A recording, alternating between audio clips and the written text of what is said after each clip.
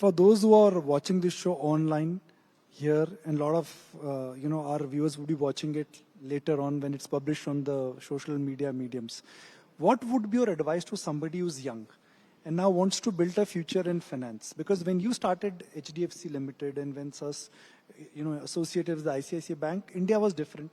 The demand curve was different. The need of the banking system was different. What would be advice to someone who wants to build a future in financials? What should be the start point? I think first of all, I would say that the future of banking and the future of financial services in India is phenomenal, really, truly phenomenal.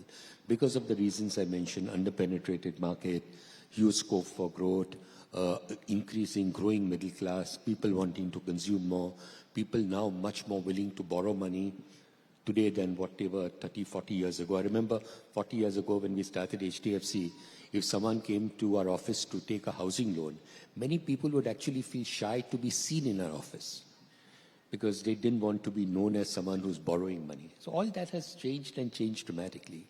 So future is phenomenal, but the only advice I would give is whatever you do, please look at it long term. Don't keep short-term goals in mind. Aspire to do something 10 years from now and keep your path to get to that 10 years instead of taking shortcuts and trying to achieve what you can in 10 years to try and do it in 5 years. And second is keep the highest, absolutely the highest level of integrity. It will reward you in the long term.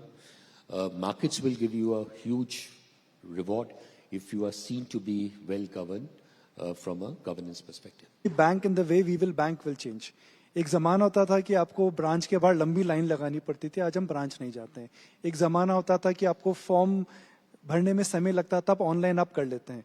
अगले 5 साल में banking और financial sector में कौन सा बड़ा change आ रहा है आपके हिसाब से? See, contrary to, first of all, I think technology is changing so fast and so rapidly that I think very few of us can keep pace with the kind of changes which are happening. It's very difficult to predict 5 years from now where the technology will take us. But technology has clearly significantly changed the face of the banking world. Costs can come down under control. Servicing can be a lot better. The kind of information that is available about a customer before you give a loan, that makes it so much easier to turn around the loan and disperse the money that much faster. So what more changes will come about in technology over the next 5 years? Difficult to say.